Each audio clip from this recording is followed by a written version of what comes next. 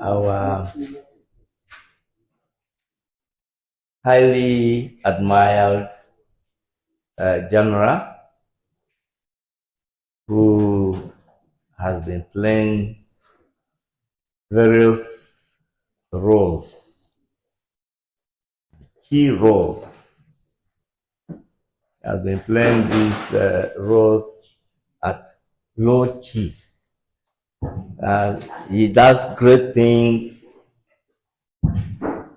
that are not immediately visible to others. Uh, this is the second time I am involved in the committee chaired by the general. The first time was in 2014 when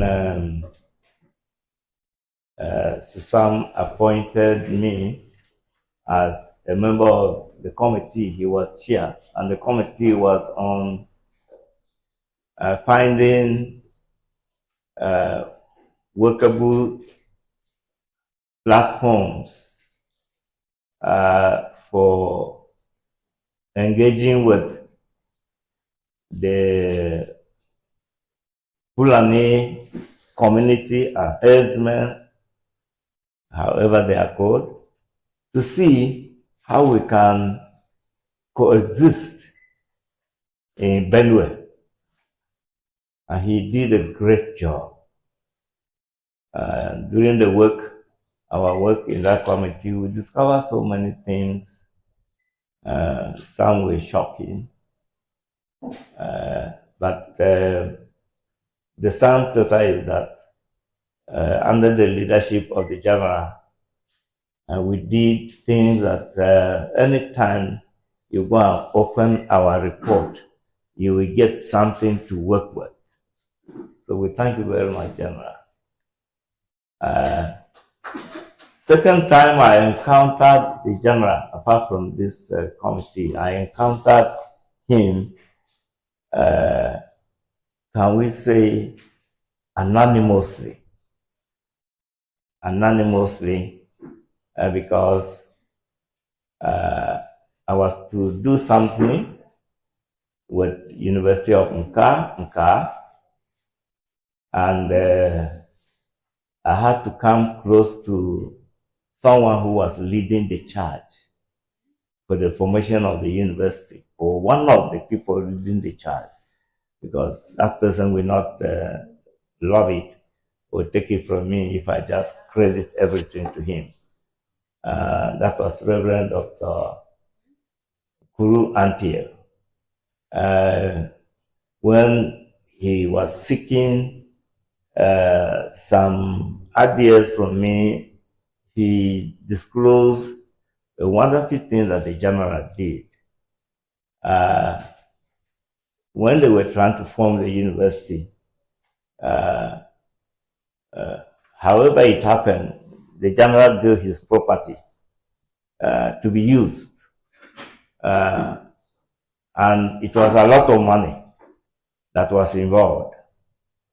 And you see, some of us, as we are now, when we are taking a decision on some of our things, our children think they have a say because they think that our own is evening time, very soon it will be night.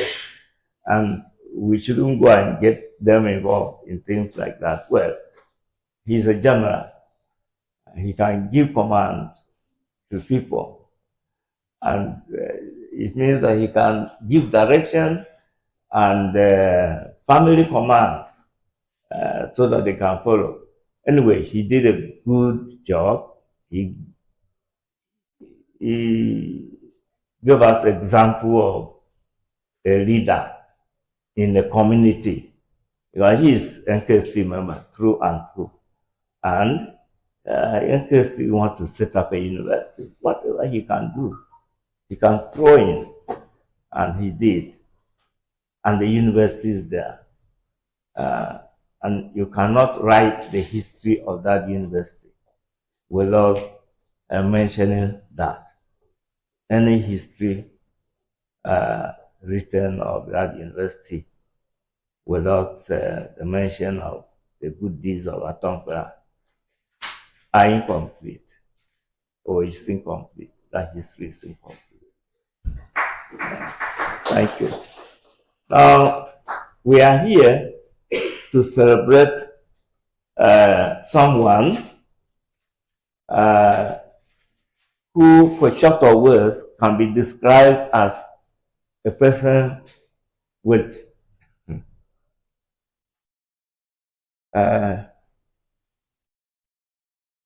he's an enigma. Paul Onongo is an enigma. Someone who does things, and sometimes in a mysterious way. You may not understand him at the beginning, but eventually he's proved right. That is Paul Onongo. And as we are here, I must admit that we don't know everything about Onongo. I must admit. People come to me, they think that I'm in a position to know everything about Onongo. And I am not. But the short I know of Onongo is that Apelaku told me they were in Kefi together. And I think they finished from Kefi about 1957 or so. And then they went to Nigeria College.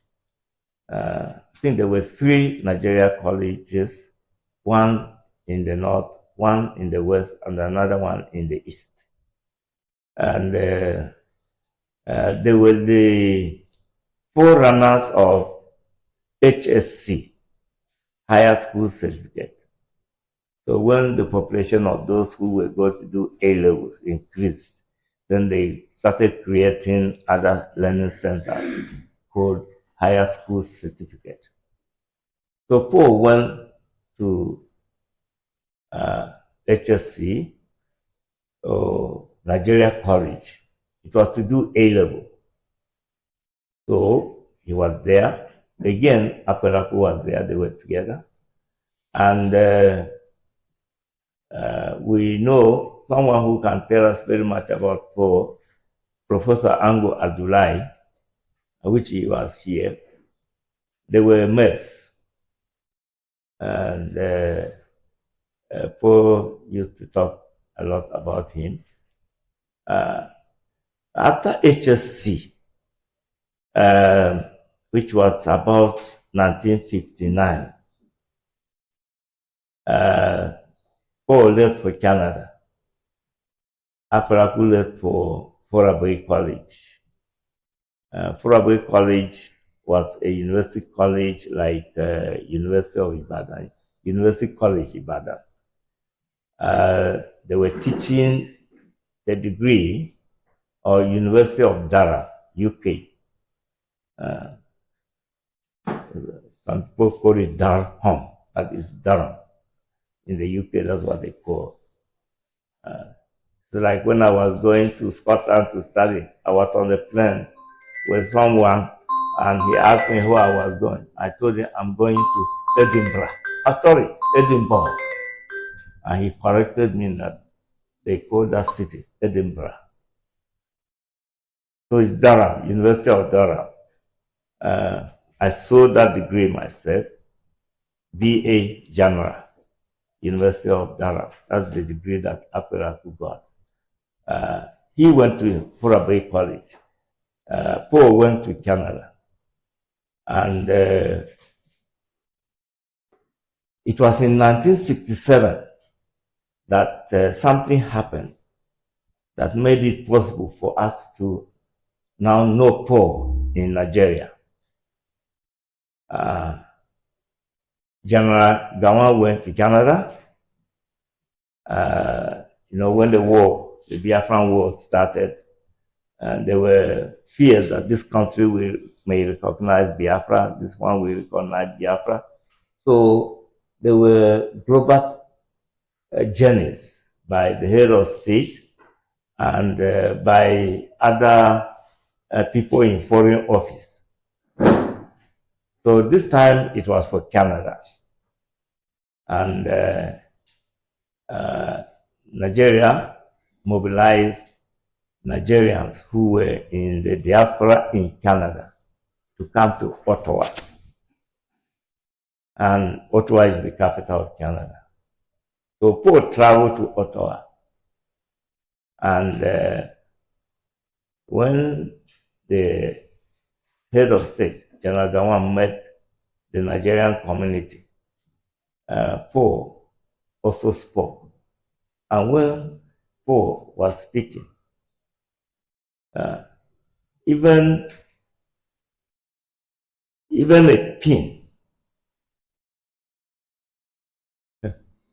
it was just everybody was quiet. Everybody was quiet and they listened. And Gawan was so impressed. First of all, with Paul's English. The English first, then the substance.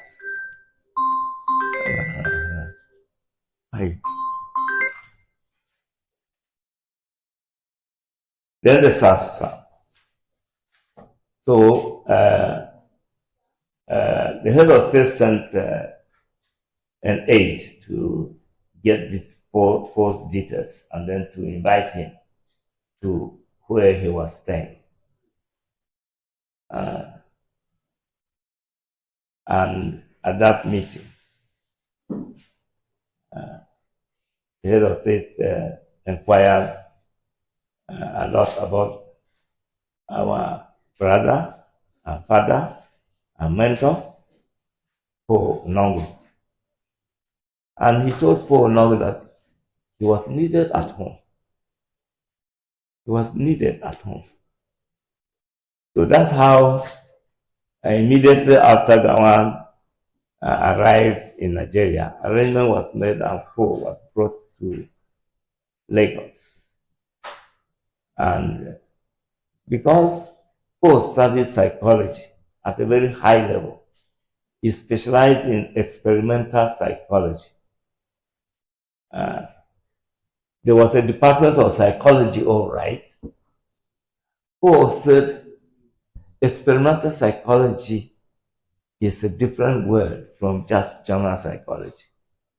That he cannot lump himself with just psychology. So he created a department of experimental psychology. And he was made head.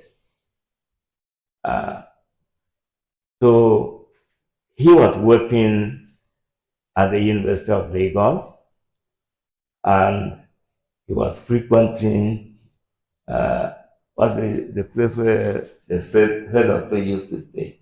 What they call in Lagos, the Barracks. He was frequenting the Barracks. So he was what we can call a non-official advisor of the president, head of state. And he continued to do that.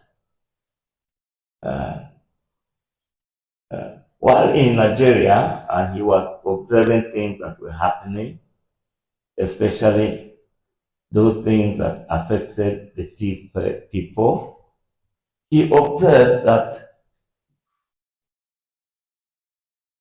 when they created states, Benue was put together with Brazil. And in the colonial administration used to use tribes to create even local government. You know how many tribes are in the Plateau? So tiny areas like this would be called a native authority. And there were so many in the Plateau. And the whole of Tiv land was also just one native authority. So those people in the plateau, their own idea was we are together, we are all equal. Tiv is also a local government, a native authority. So we too are native authority.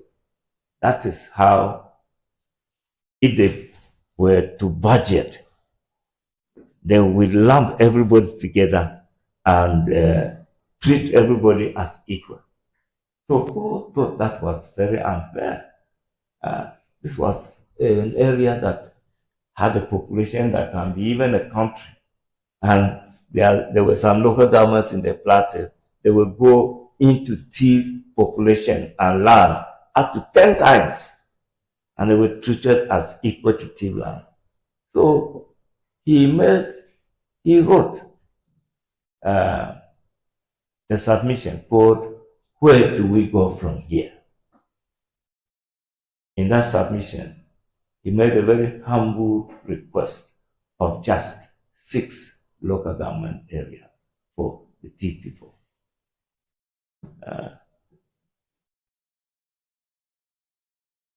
When the submission became public, it was a matter of public debate in many areas where there were concentration of Tiv people. In Kaduna, there were so many groups. This one group supporting what Paul was doing. Another group in Kau, they will say it's not good. You can't cut Tiv people into bits. They will be disunited. This kind of thing will disunite people. Another group saying this is good, but it should not be like that. So there were so many counter submissions. Even among Tiv people, Tiv elite, let me call it that way, Tiv elite, they didn't agree with that. And some were saying that the idea is good, but why is it that it must be Paul that will say it?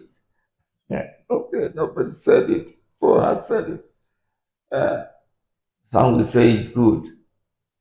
I know that even our revered leader, Taka, was against it.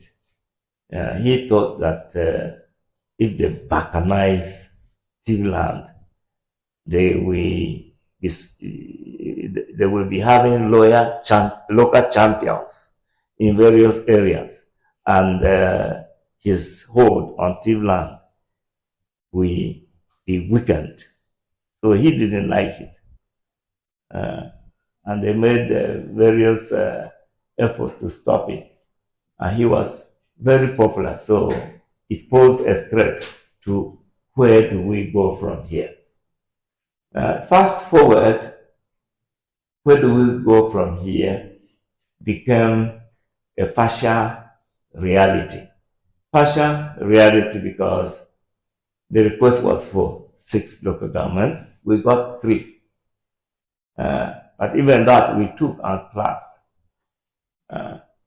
And now Tiv has far more local government than was initially requested for. And we even feel that there is no end to it yet. Many people are still wanting local government areas. As for me, there is one local government area that is missing. Once I had the opportunity to be an unofficial advisor to General Babangida. And he called me.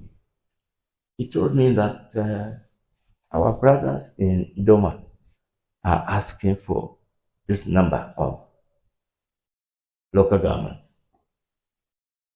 He told me that they have guns. He used to joke a lot. that Mahubuka, Unakacho Posenga, Unenabe. So if he is to give them this number of local governments, he's asking me, but he doesn't want an answer here. How many should he create in Tivland and where?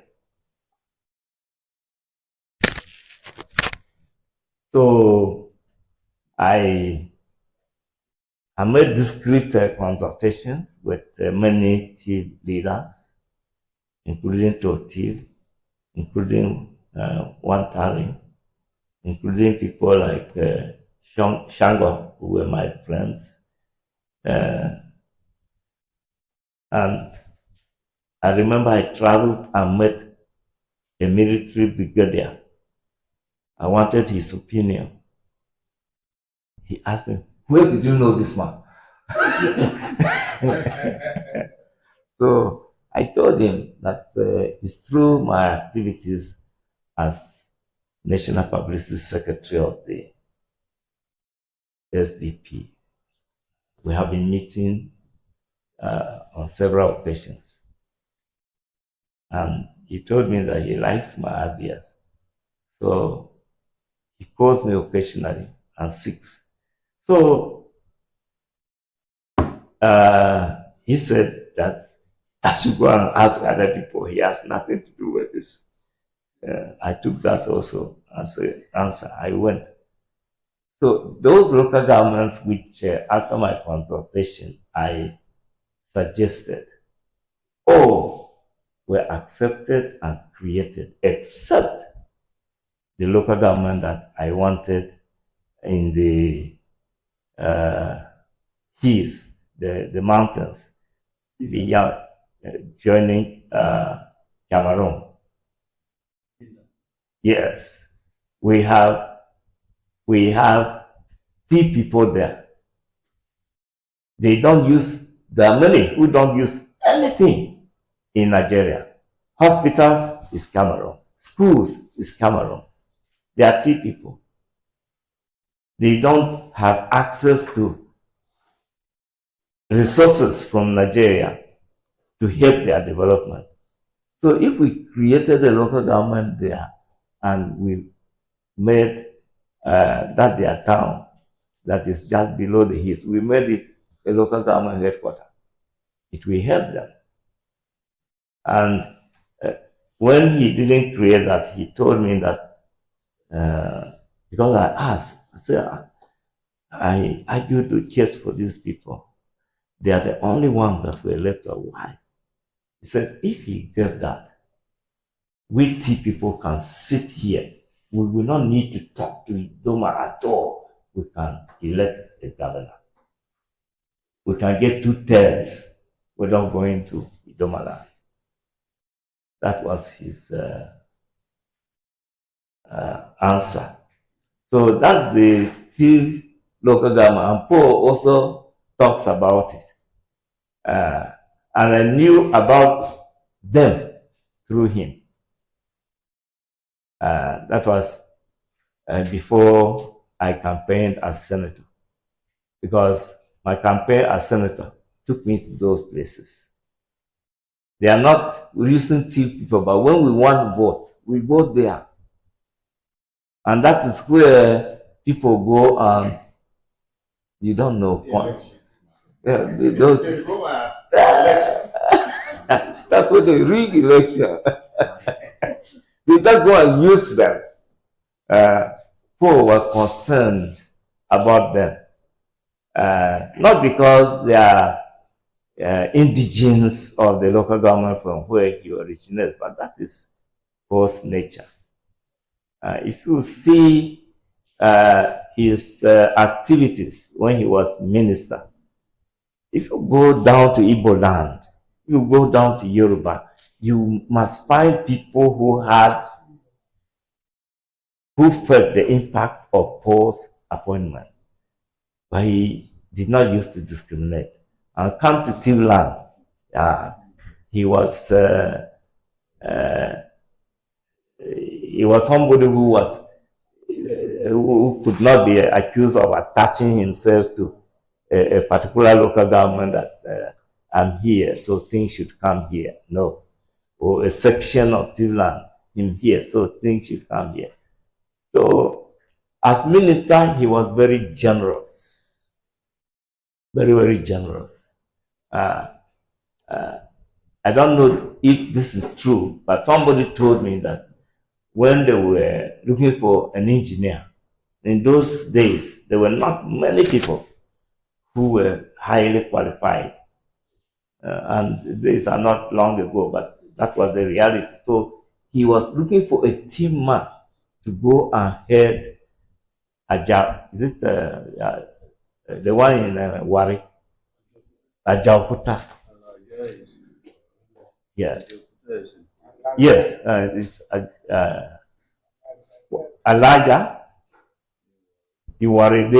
The steel, let's say the steel rolling mills in one. He was looking for a team man so that we will participate in the largesse of his appointment. So they were looking for engineers, and somebody mentioned engineers, and then there was an argument that his specialty is far away from steel. And Paul said, we put engineer. We put engineer. Don't put his area of specialization. Write engineer.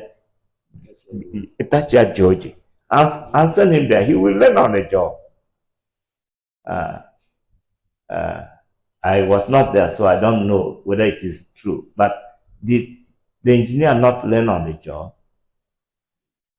During the time he was running that place, it prospered. So that is one aspect of Paul, very generous. Some of the generosity, if we talk about it, it may not sound very nice in the ears of others, but he was like that. Paul will be there, and he really has no money because he has given everything away. The money will come.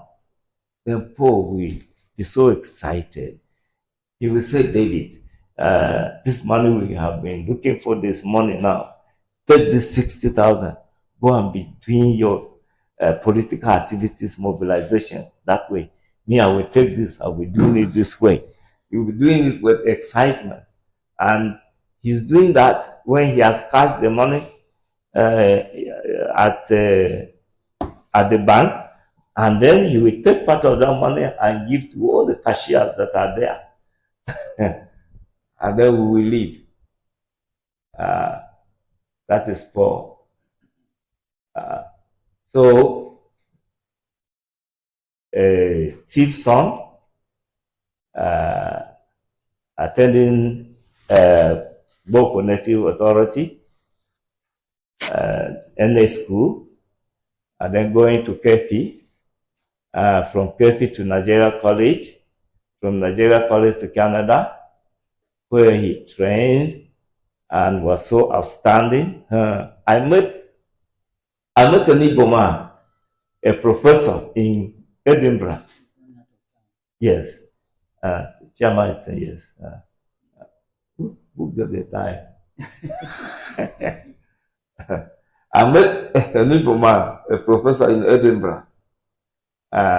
He was on sabbatical at the University of Edinburgh, but he was a Canadian by nationality. Then when he knew that I was Tima, he asked me, do I know Paul Nongo? I said, yes, I know him very well. And then he was telling me that Paul will go to a library, open book and put on this table, go to another table, open a book and put there, occupy a whole area. Paul is doing research.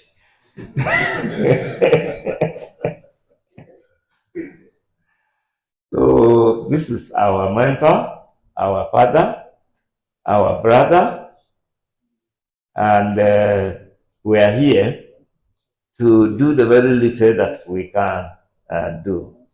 Let me tell you a little about this symposium. We uh, we planned it. We gave a budget. The person who appointed the Boko chapter members approved the budget. Then, as things were moving, we gathered, because we are not part of it, we gathered that the government took over. And so government is in charge. And if you go to the platform regarding the barrier, people are complaining. I'm happy that we didn't complain. We have been doing our work. And this symposium also had a budget. And if we sit and wait for these people to give us the money before we can stage the symposium, now I think it's 1 o'clock or 12, and no money has come. So it was yesterday I volunteered that I know how to stage a symposium without money. So this is where we are. And we thank the chairman for agreeing that we can hold the symposium without money. And we thank speakers who are present here because they are making this event possible. Without the speakers, we can only just rap like I'm rapping here.